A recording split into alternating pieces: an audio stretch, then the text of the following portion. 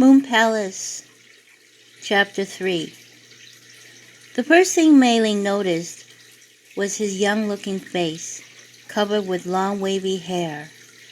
It was split in the center of his forehead and extended underneath his ears. He didn't shave, and his shirt was not tucked in. It looked worn and faded against his tanned skin. His shirt pocket was ripped, and so were his jeans at the kneecaps. His shoes were worn and covered with sandy-colored dust. Where did Yuan find this guy? He looked like he just came out of a refugee camp. This is Wei Long, Lao Tang said condescendingly. Yuan told me that he'd start working today. I saw him waiting by the back door when I arrived, so I showed him around the place. Lao Tang turned to the young man. This is Mrs. Li, the owner's wife. If you got questions about your salary, ask her, Lao Tang smirked. The young man nodded, extended his hand to Mei Ling and said, Hello, Mrs. Li. Nice to meet you. Mei Ling extended hers in reply. Hello, just call me Mei Ling. Everyone here does. As they shook hands, Mei Ling felt his palm was smooth, unlike her husband's hand, which was dry and cracked. Then she noticed behind his curtain of hair, his eyes were more mature than his face, deep and penetrating.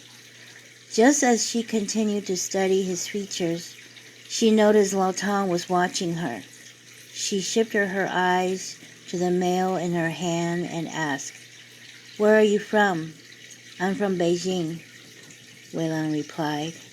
How long have you been here? A year. A year? Mei Ling thought. What possible experience could this young man have for only been here a year, unless he had been trained back in China? She pressed on. Did you have a job here in the States before this one? Yes. What kind of... Enough small talk, Lao Tang snapped as he handed a cardboard cap and an apron to Wei Long. We got work to do.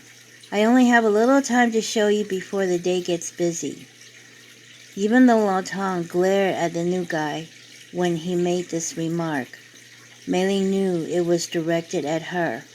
She pretended not to notice, even though her breath shortened.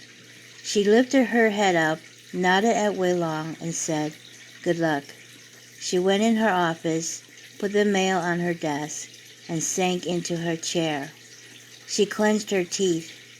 If he was acting like that in front of the rest of the employees, it would not matter as much because the rest of the staff knew what he was like.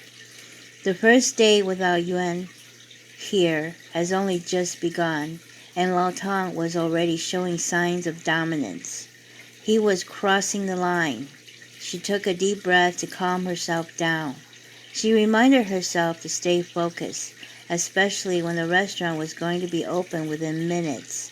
She reached for the mail and going through them. Utilities, credit card, phone, cell phone, and of course junk mail. She then looked at the calendar hanging on the wall next to her desk and flipped it to the next month's page.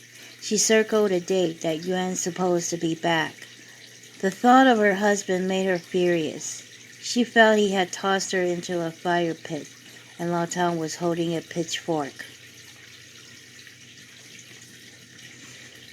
Earlier, when the three of them were talking, Xu Ming, one of the waitstaff, happened to step through the back door. They did not notice her, but she noticed them, especially the stranger. And even though Xu Ming did not see the front of Wei Long right away, she somehow knew from the back of his tall and slim stature and his wavy hair she was attracted to him. She slowly passed them to catch a glimpse of their conversation and heard his soft-spoken voice when he answered Mei Ling's questions. Xu Ming was mesmerized. When she got to the kitchen door, she couldn't help to turn her head to see his face. He was gorgeous.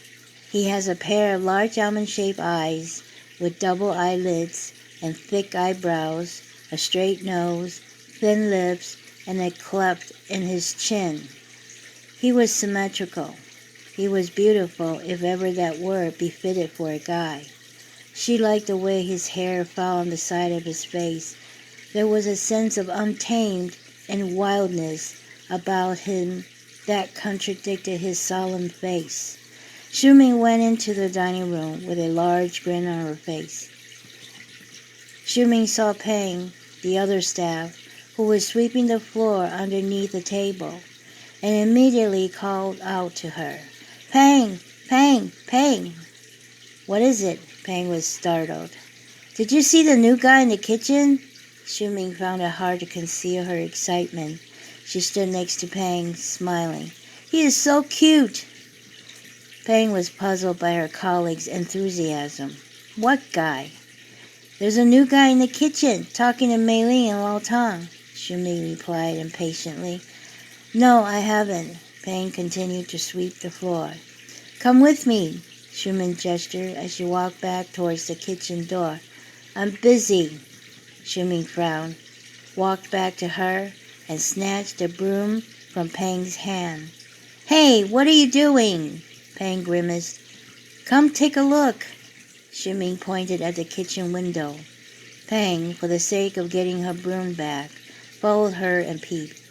Pang bobbed her head up and down and said, "I can't see his face. The dish shelf is in the way." "Go inside and look," Shuming said curtly. "I'm busy." Pang was agitated, grabbed the broom out of Shuming's hand, and walked away. Shuming shouted behind Pang, "You are such a prune!" Just then, the kitchen door swung open and hit Shuming's elbow. She yelled, "Ouch!" "Sorry," said Jose, the dishwasher, who didn't notice her when he pushed the door with the corner of his dish tray. "I didn't see you." Shuming glared at Jose and said bitterly, "It's okay," and rushed to the restroom to check for bruises.